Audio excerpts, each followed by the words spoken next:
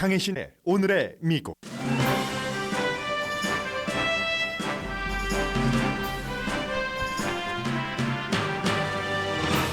영국을 제외한 세계 선진국, 미국, 중국, 러시아 등의 경제가 반등할 움직임입니다. 각 나라의 이자율 인상으로 물가가 잡히면서 보이는 희망의 빛으로 국제통화기금은 심지어 미국은 경기 침체를 피할 수도 있다고 전망했습니다.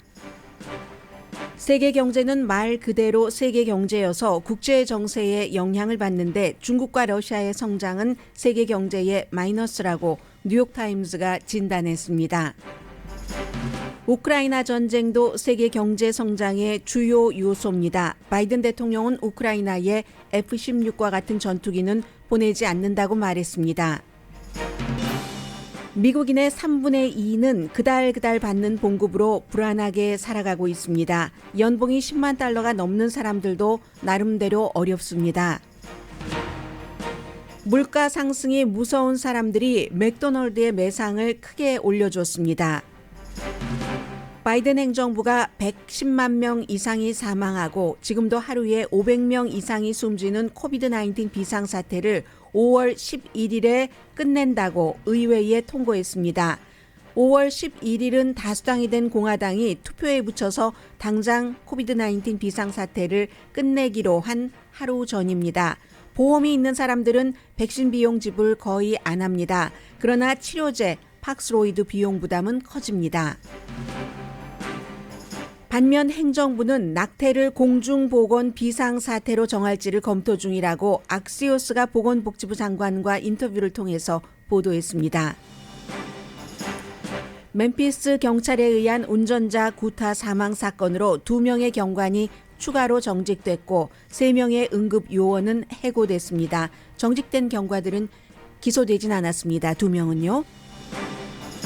전통적인 영화사 파라마운트도 스트리밍 서비스를 합병을 해서 운영을 합니다.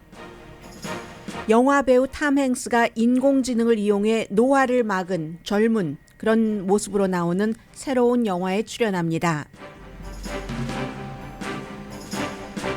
여러분 안녕하십니까? 오늘의 미국 강희신입니다. 오늘 이제 여러 가지 경제에 관한 보도를 보면은 2023년 한 해에 요즘은 뭐 하도 세계의 경제와 미국의 경제가 같이 가고 있기 때문에 경제 전망이라고 할까요? 그런 것들을 조금 알 수 있고 이 같은 세계의 경제 전망은 제가 한 몇 개월 전부터 많은 매체를 통해서 보도해드렸던 것과 방향이 좀 일치합니다. 여러분들께서 너무나 심각하게 걱정하시지는 않아도 될 그런 정도의 경제가 될 수도 있다는 예상인데 그런데 이제 이것도 이제 몇 가지 아주 중요한 포인트는 있습니다.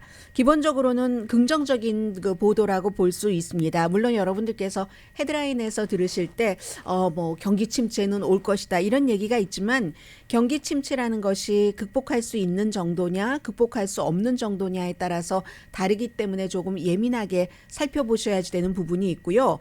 그리고 세계의 경제가 전부 중국, 러시아, 특히 이제 우크라이나 전쟁에 지금은 이제 많이 달려 있다는 거죠. 기본적으로 미국의 노동시장이라든가 그리고 중국이 크게 떠오르는 것은 세계 경제에 나쁠 수가 있습니다.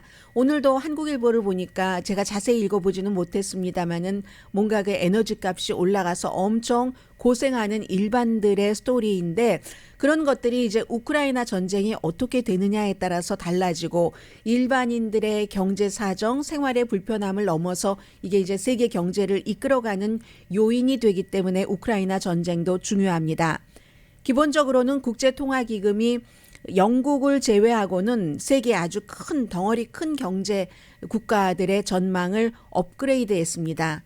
불과 얼마 전에 비해서 그렇기 때문에 이제 반등이라고 리바운드라고 표현을 해드렸는데 세계 경제가 팬데믹 기간 동안에 3년 동안 정말 혼란스러운 그런 것을 많이 겪었는데 기뻐할 일들이 생기고 있다 하고 받아들이시면 될 것 같습니다. 미흡하긴 하지만 반등하고 있다 하는 거거든요. 이 모든 것들이 미국을 비롯해서 미국이 이자율을 올리면 한국도 올려야지 되고 유럽도 올려야지 되고 그 같은 이자율 인상을 지속하다 보니까 결국은 이제 물가가 너무 비싸니까 소비도 줄이고 해서 경기가 둔화됐는데 어쨌든 경기가 둔화돼서 이게 너무 힘든 침체까지 가지 않을까라고 예상을 했는데 탄성이 있다는 겁니다. 예상외로. 세계 경제의 가장 큰 문제인 물가 상승, 인플레이션 나아지고 있다.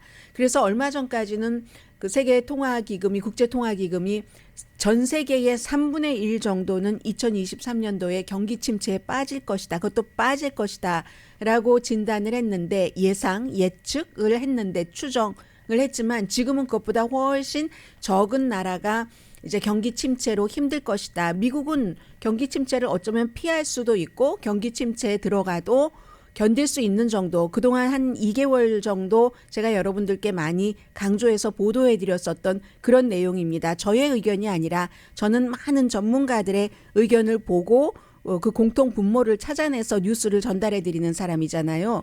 그러한 것들을 국제통화기금이 확인을 해줬습니다. 아직 경기 침체 가능성은 있다는 것을 전제로 하고요.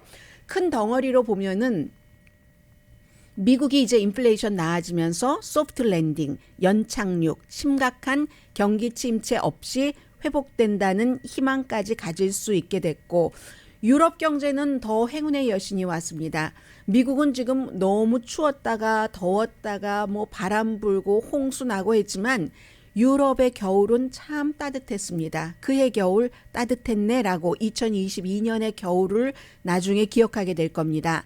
2022년이 따뜻했다는 것은 러시아와 여러 가지 그 유럽이 에너지 그 관계, 수출, 수입 그 관계 때문에 그나마 따뜻해서 유럽은 각오했었던 것보다 겨울이 따뜻했기 때문에 경제가 나았다.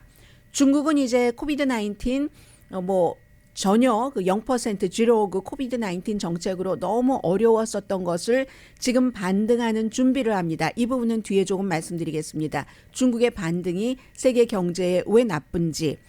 미국 마켓 좋아라 하고 춤추고 있죠. 요즘에 유럽 마켓은 더 춤춥니다. 미국보다 더 많이 뛰어오르고 있습니다. 수치로 보면은 세계 경제 성장이 2023년도에 2.9% 원래 얼마 전에 예상했었던 것보다 0.2%포인트 올려서 다시 그 수정을 했습니다.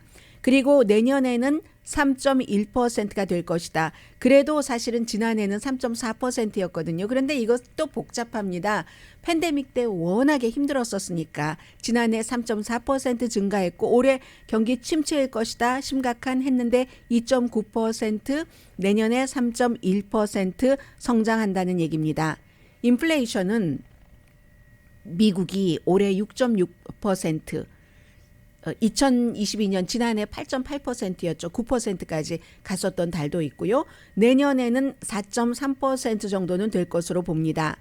미국의 올해 경제 성장률은 이것도 역시 얼마 전보다 약간 높여 잡았습니다. 1.4%, 내년에 2%, 실업률은 12월 달에 3.5%에서 올해는 내년에 5.2%군요. 아무튼 미국이 오늘 그 뉴욕타임스가 여러 가지를 쭉 분석해서 내놓은 것에 따르면 어쩌면 경기 침체를 피할 수도 있다. 그런데 경기 침체를 피할 수도 있다보다는 경기 침체가 와도 큰 그 타격 없이 극복할 수 있다에 더 무게중심을 두는 것 같습니다. 중국이 중요한데 중국은 지금 2023년도 올해 5.2% 경제가 성장할 것이다. 미국이 1.4% 성장하는데 중국이 5.2%. 그렇지만 중국은 너무 오랜 동안 막 10% 넘은 적이 많았기 때문에 이것도 약하기는 하지만 지난해의 3%에 비하면 굉장히 많이 오른 거죠. 미국은 조금 지난해보다 내려갔는데 중국은 지난해 3% 경제 성장률에서 뭐 다른 해에 하던 거 3분의 1도 못했어요. 팬데믹 이전에. 그런데 올해는 5.2%. 그렇지만 중국은 또 뭐 부동산 시장이 조금 약한 것이 있는 것이 문제이기는 합니다만은 어쨌든 중국이 이렇게 성장을 하고 러시아요? 러시아도 그렇게 서방 세계가 제재를 하는데도 올해 0.3% 성장할 것으로 예상을 합니다. 내년에는 2.1% 성장할 것으로 또 추정을 하고 있습니다. 왜 이렇게 러시아의 경제도 성장하는가? 미국이 경제 제재를 해라 하지만 미국의 말이 통하는 국가가 있고 통하지 않는 국가가 있습니다. 유엔에서도 러시아에 대한 경제 제재를 하면 뭐 몇십 개국이 어떤 때는 기권표를 던지고 그렇잖아요. 아직도 일부 나라들은 러시아 주변국들은 러시아와 뭐 어떠한 그 무역 거래를 해야지만 그 나라가 살 수 있기 때문에 하는 그런 나라들이 있기 때문에 러시아도 올해 경제 성장률 미국보다는 훨씬 작지만 0.3% 확장될 것으로 예상을 합니다. 미국 기준으로 보면은 세계 경제 문제가 이제 완전히 뭐 끝이다라고 선언하기는 너무 이르죠. 그냥 이른 게 아니라 너무 이르죠. 12월 달에 미국 그 소비자 가격이 내려갔어도 그리고 이제 연간 인플레이션 목표 자체를 연준이 2%로 잡고 있기 때문에 이게 그래도 어느 정도 내려갈 수 있었던 것이 에너지 값이 싸져서 그렇고 이 에너지 값이 이게 이제 또 중요한데 중국과 러시아와 유럽 다 연결되는 건데 상품값도 또 좀 싸졌고 이건 이제 공급망이 해결됐기 때문에 그런데 문제가 물건값이 너무 내려가고 하면 또 GDP 뭐 그 GDP도 내려가잖아요. 이건 또 별로 좋지 않은 게 되고 소매 판매와 산업 생산은 12월 달에 줄어들었습니다. 소매 판매와 특히 이제 산업 생산이 줄어들었다는 것은 이건 이제 선행 지표를 얘기하고 있기 때문에 경기가 뭐 그다지 좋지는 않을 것이다 하는 것을 알려주는 것이기는 하잖아요. 그리고는 이제 미국의 가장 그 경제에서 건강한 부분은 노동시장입니다. 노동시장이 너무 건강하다는 것도 그다지 좋은 뉴스가 아닌 거죠. 왜냐하면 돈이 많이 도니까. 그리고 이제 그 인플레이션이 얼만큼 더 빨리 원하는 때까지 잡힐 거야 하는 것을 연방준비제도가 파악하기가 힘듭니다. 이걸 파악을 해야지만 오늘과 내일 이틀 동안 연방준비제도가 공개시장위원회에 그 회의를 해서 이자율 같은 것을 발표를 하는데 이번에야 뭐 0.25%포인트, 3월 달에도 0.25%포인트라고 예상은 하고 있지만 아무튼 노동시장이 너무 좋다는 것은 인플레이션에 대한 미래의 감을 연방준비제도가 잡아서 이자율을 탁 미리 책정해 놓기가 힘들다는 그런 뜻은 되고요. 미국이 테크놀로지 회사가 많이 감원을 했어도 지금 실업률이 3.5%고 실업수당 청구도 3개월 반 만에 최저입니다. 이러한 상태에서 이제 여전히 그 연간의 뭐 임금 상승이 5% 정도는 되고 있기 때문에 얼마 전에 월마트도 발표를 했잖아요.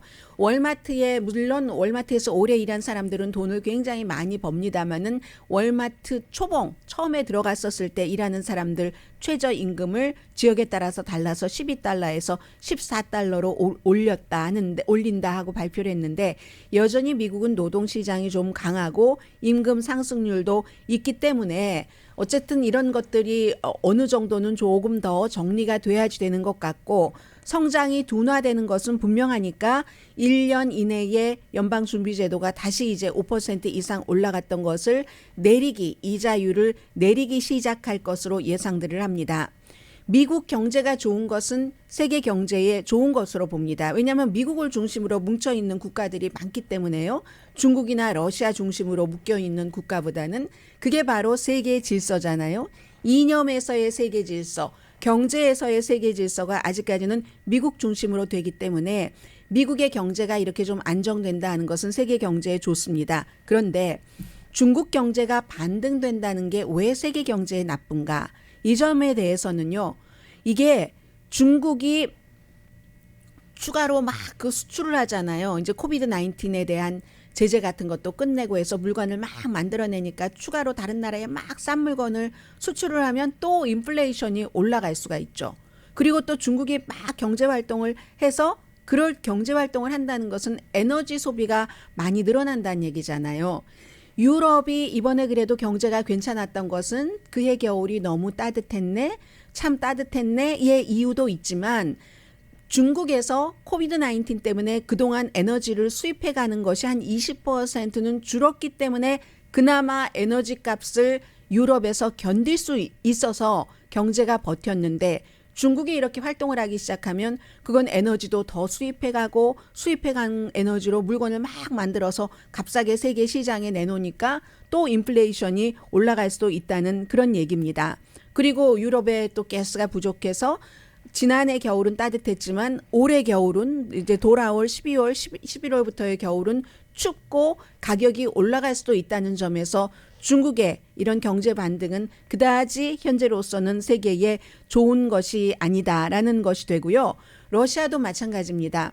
뭐 다른 나라와 무역을 해서 러시아가 지탱되는 것 있지만 역시 에너지 문제 때문에 이 에너지 값 때문에 완전히 지금 세계가 조각이 나서 북한은 러시아 편에 붙고 남한은 미국 편에 붙고 이게 남북한 문제뿐만이 아니라 아프리카에서도 남미에서도 중미에서도 다 일어나고 있는 일이기 때문에 이 러시아의 그 우크라이나 전쟁을 어느 순간이 지나면은 뭐 우크라이나도 조금 양보를 하고 러시아도 체면을 차릴 수 있는 선에서 서방 세계와 마지못해 휴전을 하는 듯 하면서 휴전을 하고 마무리가 지어져야지만 이 에너지를 중심으로 한 다른 나라와의 그 관계, 무역 같은 것을 중심으로 한 러시아와 그리고 이제 그 중국 이런 문제가 해결되면서 세계 경제도 조금 안정된 상태에서 나아갈 수 있다는 얘기입니다. 영국은 지금 큰일 났어요. 영국을 제외하고 다른 나라들은 경제가 좋기 때문에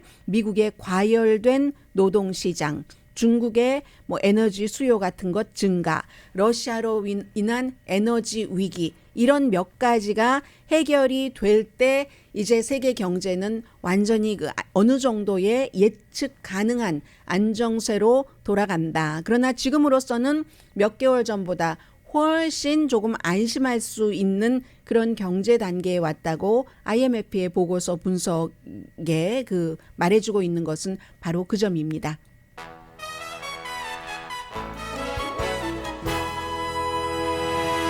내일 연방준비제도 뭐 당연히 0.25%포인트 이자율 인상할 것으로 예상되고요. 잠시 뒤에는 정말 어떻게 3년 넘게 우리가 이런 생활을 했는지 모르겠습니다. 오늘이었던가요? 어제였던가요? 제가 이제 복도를 이렇게 지나면서 동료들이 일하고 있는 오피스를 뭐 눈길이 이렇게 가서 오른쪽으로 봤는데 어떤 동료가 95 그 타이트한 마스크를 꽉 쓰고 일하는 것을 봤습니다.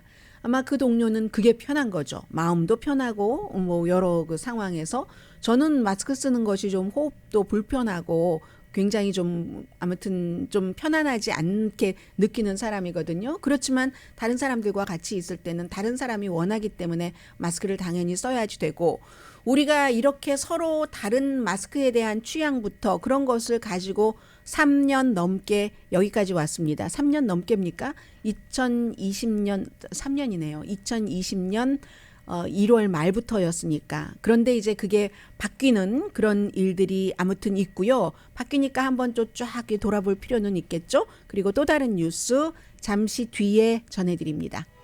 라디오 서울 방송 오늘의 미국 듣고 계십니다. 네, 그 바이든 대통령 아마 지금 뉴욕으로 가고 있는 것 같습니다. 뭐 기간 산업을 홍보하기 위해서 가고 있는 것 같고 5월 11일에 코비드-19 비상사태를 끝내기로 하겠다고 어제 이제 바이든 대통령이 의회에 통고를 했거든요.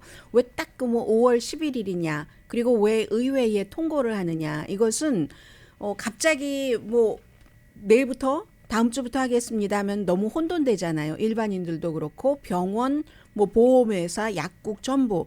그러니까 원래 약속을 그렇게 했습니다. 코비드-19 비상사태를 끝내기로 할 때는 60일 전에 하겠다 해서 5월 11일이 된 것이고 그 5월 11일이 바로 또 5월 12일에 어떤 일이 의회에서 벌어질 예정이었냐면은 공화당이 회의를 해서 뭐 다수당이니까요. 하원에서 투표를 해서 코비드-19 비상사태를 즉시 끝내는 기로. 그러니까 바로 그 전까지는 가능하면은 이 바이든 행정부는 유지할 수 있는 데까지 비상사태를 유지하고 싶어 하는 겁니다. 비상사태 유지라는 것은 연방정부가 여러 가지 그 데이터를 바탕으로 해서 백신도 분배하고 백신을 사기도 하고 이젠 더 이상 비상사태가 아니면 정부가 백신을 사는 일이 없습니다. 백신을 지금까지 만들어 온 제조회사에서 당연히 값을 올릴 겁니다. 연방 정부가 살 때는 여러 가지 정부라는 힘도 있는 것이고 연결고리도 있는 것이고 정부와 큰 대기업에 그리고 또 정부는 대량으로 구입을 하기 때문에 싸게 줬지만 이제는 그렇지 않기 때문에 백신 회사에서 당연히 백신 값을 올리고 말 겁니다. 그러니까 바이든 행정부는 워낙에 백신 많이 접종 받는 것을 원했으니까 가능하면은 이걸 이제 그 늦게까지 연장을 하고 싶었는데 뭐 공화당에서는 코비드가 무슨 뭐 지금 뭐 대단한 팬데믹이야 하면서 팬데믹 아니야. 그러니까 이걸 끝내라고 주장을 해왔었고 시작부터 그랬습니다. 사실은 이 코비드 19 그 팬데믹은 트럼프 전 대통령 때부터 비상사태가 선포됐습니다. 처음에는 아무 일도 아니라고 했고 감기보다 약하다고 했고 특히 어린아이들은 뭐 전혀 신경 쓰지 않아도 되고 만일의 사태에 이 코비드 19에 걸려도 하이드록시클로로킨이 있는데 무슨 문제야. 한국 분들도 얼마나 많이 그렇게 주장을 하셨습니까? 그러나 유명한 사람 가운데서 이 트럼프 전 대통령을 포함해서 코비드 19에 걸렸을 때 하이드록시클로로킨으로 치료받은 사람 없습니다. 그렇게 하면서 아무 문제가 아니라고 했다가 나중에 너무 이 핸들할 수 없는 상태가 되니까 이 트럼프 전 대통령이 비상사태를 선포를 했고 바이든 대통령 들어와서도 이제 90일에 한 번씩 이걸 갱신을 했습니다. 갱신을 했고 비상사태를 그러니까 어떻게 될지 모르니까 추이를 보면서 그런데 계속 새로운 변이가 또 나오고 90일 지나면 또 새로운 변이가 나오고 하니까 연장된 겁니다. 그리고 스탑할 때는 60일 전에 알리겠다 해서 이제 이렇게 알리는 일인데 지금 미국에서 코비드 19으로 110만 명이 숨졌습니다. 뭐 작은 나라 인구만큼 돼요. 110만 명이 숨졌고 지금도 하루에 날마다 500명이 사망하고 있습니다. 그렇지만 뭐 첫 해 두 번째는 뭐 심장 질환 다음으로 어떤 때는 막 어떤 달은 그것보다 더 높이 사망자가 되기도 했는데 지금은 이제 좀 안정적으로 돌아가고 있습니다. 많은 사람들이 면역이 된 것도 있고 백신 접종을 받았기 때문에 백신으로 인한 그 여러 가지 항체가 형성되고 그런 것들도 있기 때문에 그렇습니다.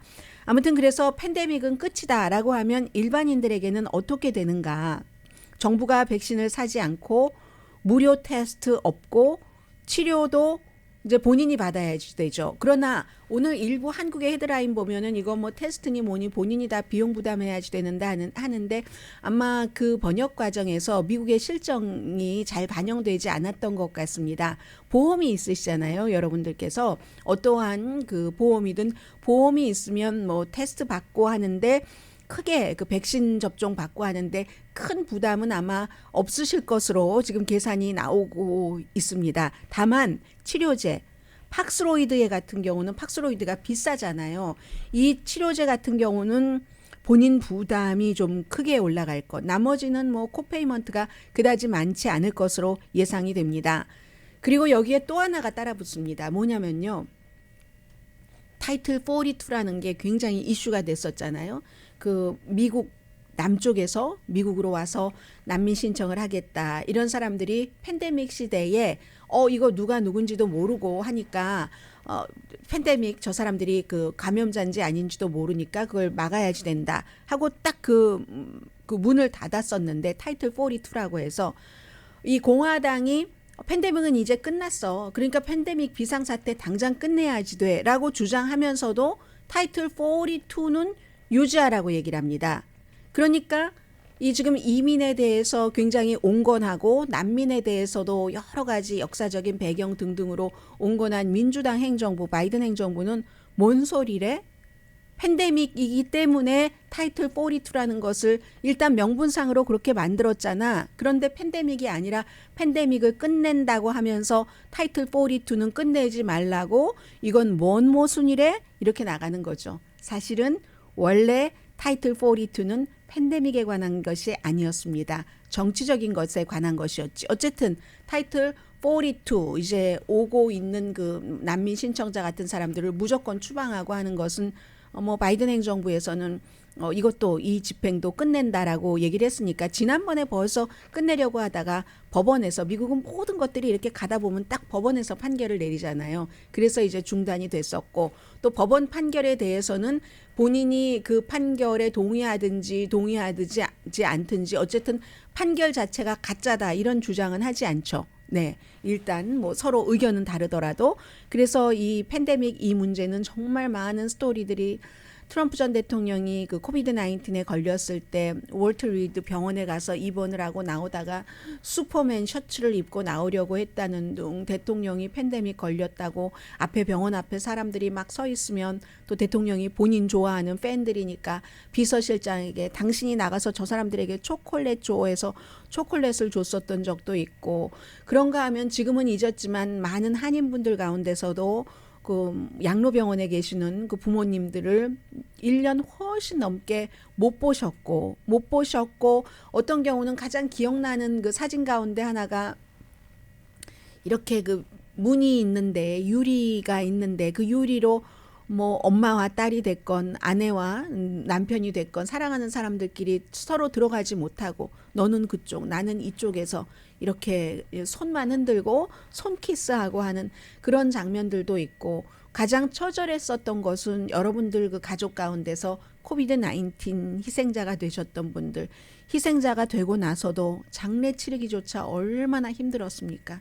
지금 그 당시에는 너무 공포스러웠었던 그런 순간이었는데 지금은 많이 이제 그런 것에 대해서는 잊혀지고 물론 직접 그 일을 겪으신 분들께는 지금도 생생하시겠지만 그 옆에서 보는 사람들은 이제 오늘을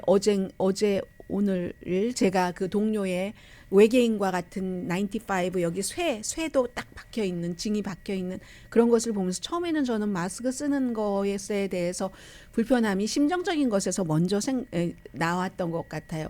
외계인 같다. 사람들이 외계인 영화에 나오는 것 같아. 이렇게 생각을 했었던 것 같은데 이제는 마스크 쓴 동료들을 보면서 외계인 같고 막 어색하고 생소하고 생경한 것, 생소하다기보다 그런 느낌은 없어졌습니다. 3년 동안 같이 살아왔는데 이제 5월 11일이 되면 끝난다고 하니까 지금이라도 2차 부스터샷을 접종받지 않으신 분들이 계실 겁니다. 그런 분들께서는 이제 완전히 프리, 완전히 무료일 때 여러분들 그 5월 11일 이전에 조치를 취하시면 좋겠고요. 그것은 비상사태에서 해제한다고 하는데 대신에 지금 낙태를 공중보건 비상사태로 정할지를 검토 중이다. 오늘 악시오스가 보도했습니다.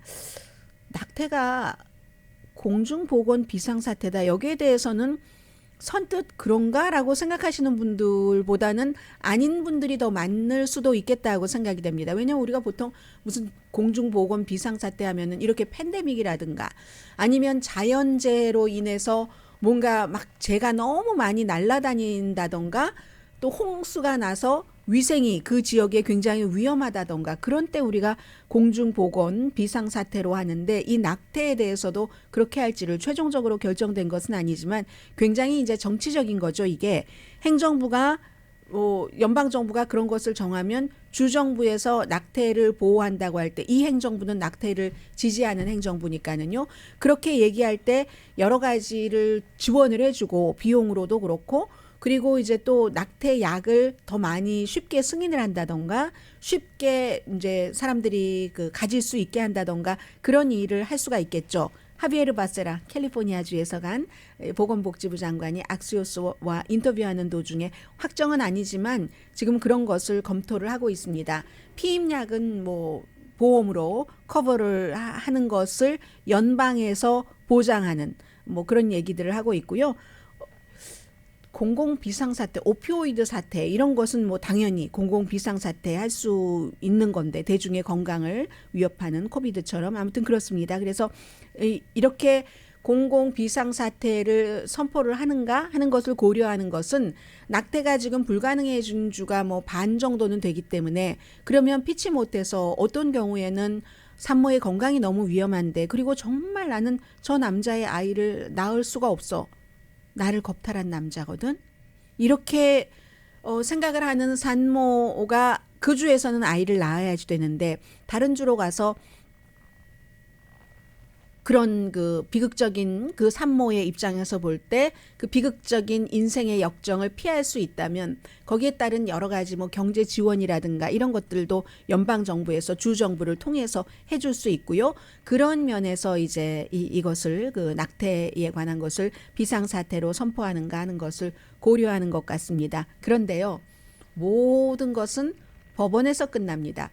그런데 이 경우는 이제 연방 그 행정명령이기 때문에 연방 그 행정명령을 법원에서 그냥 확 그 무너뜨리는 일이 그다지 많지는 않거든요. 이 뭐 타이틀 42 같은 것은 있었지만 그다지 많지 않기 때문에, 그리고 또 그게 시간이 걸리잖아요. 그렇기 때문에 만약에 연방 그 정부에서 낙태에 대해서 비상사태를 선포를 하고 낙태를 하려는 사람들을 돕는다 할 때는 단기적으로는 어떤 그 효력이 가능하다 이렇게 생각하시면 되겠고요.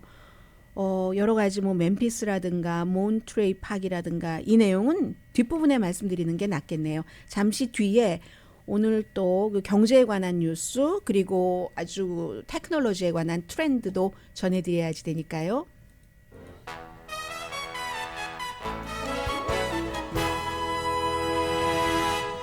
미국인의 3분의 2는 그달 받는 봉급으로 정말 불안하게 간당간당하게가 표준어입니다.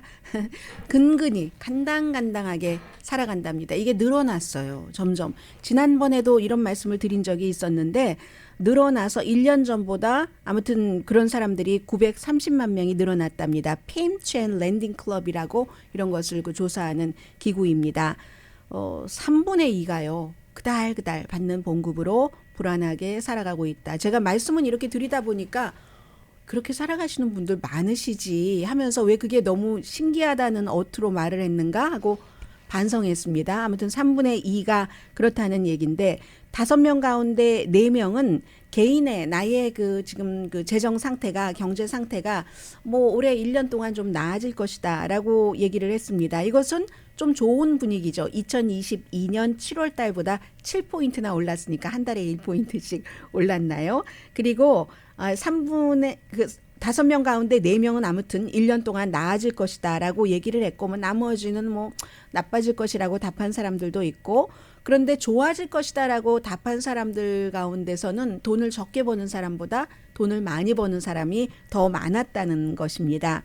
나빠질 것이라고 생각하는 사람들은 그럼 왜 그 이유가 뭐죠 하면 인플레이션에 너무 사람들이 걱정을 하고 계세요. 인플레이션 때문에. 그리고 경제도 지금 불확실하잖아. 날마다 뉴스 들으면 뭐 오늘의 미국에서도 뭐 그 우크라이나 전쟁에 따라서 뭐 달라진다고 하고 경제가 이렇게 생각하시는 불확실성 때문에라고 생각을 한답니다. 그래서 경제가 나빠질 것이라고 생각하는 사람은 인플레이션을 더 우선으로 두고요. 75%. 나머지는 뭐 경기 불확실성 때문에. 그런데 페이체크로 살아가지 않는, 그러니까 돈이 조금 여유가 있으신 분들은 경제 불확실성을 더 걱정하십니다. 72%대 그다음에 인플레이션 62%. 그러니까 인플레이션은 다 걱정들 하시는 거죠. 4,000명을 대상으로 12월 8일부터 23일까지 조사한 결과입니다. 그러니까 맥도날드가 매출이 올랐다는 것 아니겠습니까? 원래는 맥도날드도 막 재료값이 올라가니까 음식값을 올려서 매출이 줄어들 것으로 생각을 했는데 본인들이나 전문가 예상보다 오히려 4분기에 59억 3천만 달러를 팔았답니다. 예상은 56억 8천만 달러였는데 주당 2달러 45센트. 그런데 주당 2달러 59센트 정도의 일을 한 거예요. 세계적인 매출도 1년 전보다 12.5%가 증가했는데 왜 그렇겠습니까? 메뉴 가격이 올랐음에도 불구하고 이보다 더 쌀 수는 없다.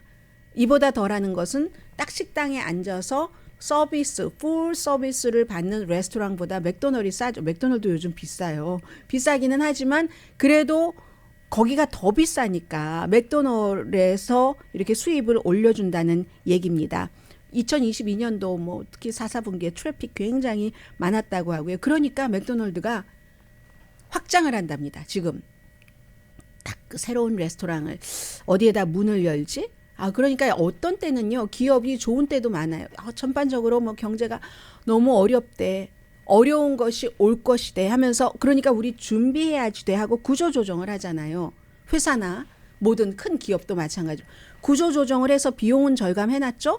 그런데 오히려 다른 비싼 곳이 비싸니까 맥도날드에 와서 밥을 먹으니까 이게 또 손님들이 늘어나고, 이렇게 해서 딱 또 한 걸음 뛰어 올라가는. 그러니까 찾아보면 방법은 있는 것. 방법이 영 없을 수도 있겠습니다만은 그것도 또 시간을 기다리면, 포기하지 않고 기다리면은 나오겠죠. 그런 일이 있고요.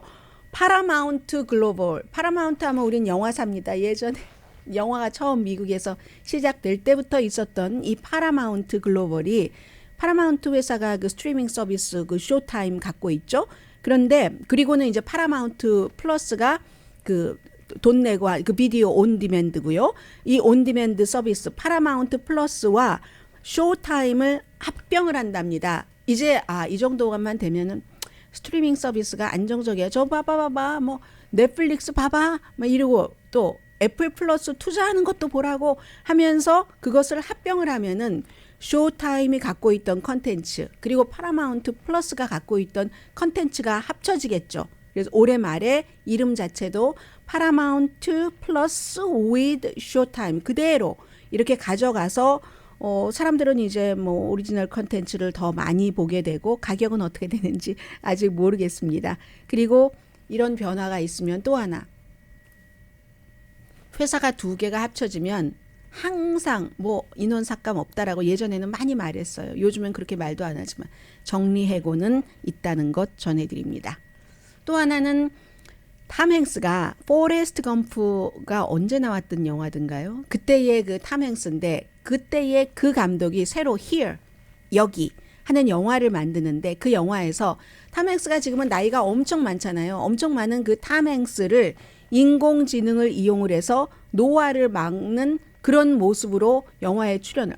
이거 정말 한국에 예전에 뭐 30살 넘으면은 막 분장해서 할머니도 되고, 막 전원일기에서 누구였었죠? 김수미 씨 그랬잖아요. 29살 때부터 할머니 역할 했다고 하고 하잖아요. 특히 이제 여자 배우들의 경우는 그랬는데, 이게 정말 새로운 세상인 겁니다. 그 로버트 조메키스 감독, 그 포레스트 검프의 그 감독이 만드는 건데, 히어라는 영화가 커플, 부부와 여러 세대의 뭐 가족이 뭐 한 장소에서 뭐 이렇게 만들어내는 일 같은 것을 그린 영화라는 겁니다. 전에는 불가능했던 건데 탐 행스는 아무것도 안 한다는 거예요. 예전에는 젊은 배우를 나이 든 배우로 막 주름 깊게 패고 해서 분장을 할 수는 있었잖아요. 어느 정도는 뭐 젊어 보이는 얼굴이면 영한 연기도 하지만, 그런데 이제는 나이가 분명하게 젊어지는 그런 연기를 분장을 통해서가 아니라 그냥 연기자는 그 연기를 하면은 되는데, 인공지능으로 뭐가 있겠죠. 특수 효과라든가 뭐 나이를 줄이는 효과, 뭐 해상도가 조금 높지 않을까요? 고해상도로 해서 그렇게 해가지고 쫙, 요즘은 사진도 그렇게 많이 하니까 그렇게 해서 영화에 출연을 한답니다. 이게 도대체 어나더 월드에 우리가 살고 있는 거예요. 정말 상상하지 못했던. 그러니까 건강하시고요. 행복하게 이 세상을 오래오래 여러분과 제가 살아야지 된다니까요.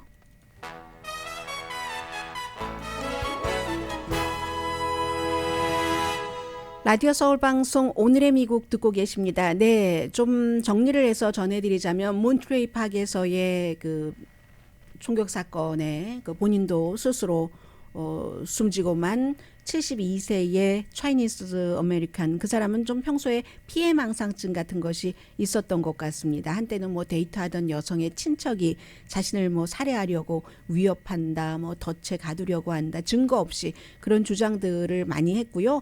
뭐 어디 리코스토어에 강도가 들었다, 뭐 이런 뭐 가짜 비슷한 뭐 증명되지 않은 보고 같은 것도 하고, 그 당시에 그런 그 경찰에 신고하고 할 때 총이 발견됐고 워낙에 그 총을 좋아했었던 사람 같고요. 이달 초에도 가족이 나를 뭐 독살하려고 한다 등등, 뭐 그런 그 심리적으로 안정되지 않았던 부분들이 충분히 있었던 사람 같습니다.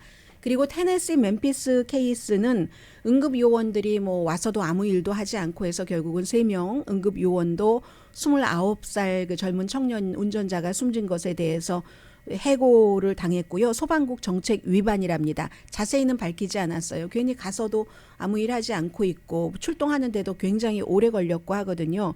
그리고 이제 2명 추가로 경관도 정직됐는데 정직된 경관은 이번에는 그 기소되지는 않았습니다. 다른 5명들과 함께. 다만 이제 뭐 완전히 스턴트건을 하나를 갖고 있었던 그런 경관도 있었고 그 비디오는요, 주먹질, 발길질, 곤봉, 그리고 바디캠, 경찰의 바디캠은 가슴에 있기 때문에 이 위에서 일어나는 것을 찍지를 못했습니다. 머리를 마구 쳤는데 그건 이제 거리에 전봇대에 있었던 그런 카메라로 돼 있는 건데 여러 가지 왜 처음부터 이렇게 특수팀이 개입을 하게 됐는가? 정말 교통 그 난폭 운전이었다고 하는데 그 증거는 거기에는 없고 그리고 끌어내리기 전에 무슨 일이 있었는가? 왜 그렇게 저돌적이었는가? 처음부터 왜 그렇게 적개심을 갖고 있었지? 수갑을 채우고 5명의 경관이 총을 들고 무장을 하지 않은 29살 그것도 스키니한 병을 앓고 있기 때문에 더 스키니한 청년을 제압하는 것은 스타트부터 제압이었었죠. 그러나 이제 중간에 뭐죠? 그 테이저 총 같은 거 쏘고 하니까 막 도망치다가 잡혀서 엄청 당하는데 완전히 처음부터 건장한 특수기동대들이 잡고 나서도 그러면서도 왜 그렇게 계속 그렇게 비폭력적이고 했을까? 반항적이라고 했는데 반항하는 흔적도 하나도 없고 완전히 진압하고 수갑을 채운 채 무슨 경찰이 아니라 갱이 돌려가면서 때리듯이 경찰의 모습이 그랬거든요. 그런 것들에 관한 답이 조금 나와야지 될 것 같고요. 결국은 이제 인간성이 조금 없었다. 그리고 경관도 험한 일을 하다 보니까 그렇게 될 수 있다. 뭐 여러 가지 지금 아무튼 풀리지 않은 의문들이 그 멤피스 그 사건에서는 많이 남아 있습니다. 네, 지금 젤렌스키 대통령은 한 주일 전에는 세계에서 가장 강한 그 탱크들을 받아서 기분이 좋았는데 이번에는 전투기를 받지 못했잖아요. 굉장히 필요한 이런 시점에.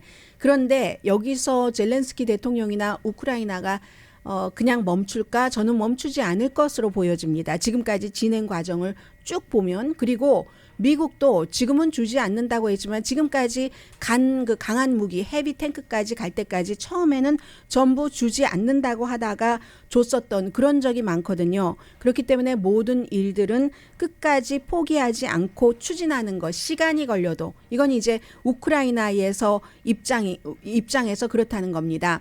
이번에 이제 그 F-16 전투기는 줄 것인가 하고 어제 이제 기자들이 물어봤을 때 no 하고 아주 그 간단히 답하던데 거기에 대해서 또 미국이 얘기하기는 지금까지 미국이 전쟁을 시작하고 271억 달러 규모의 지원을 했고 앞으로도 더 보낸다. 그러나 이제 이거는 영공이잖아요. 마지막 남아있는 겁니다. 지상에서 가장 강한 헤비 탱크까지 보냈는데 그렇죠. 지상에서. 이제는 하늘에서 영공이 여기가 약하기 때문에 여기가 문제인 것이고 젤렌스키는 포기하지 않고 계속 요청하리라고 믿습니다. 강희신이었습니다.